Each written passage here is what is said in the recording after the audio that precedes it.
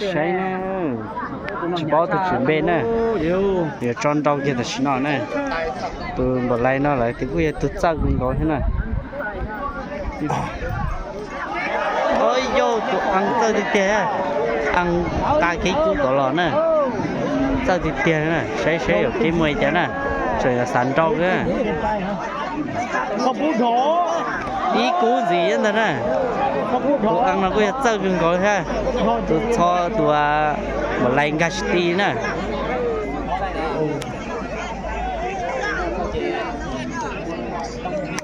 Thì quan trái nó chơi chip bỏ.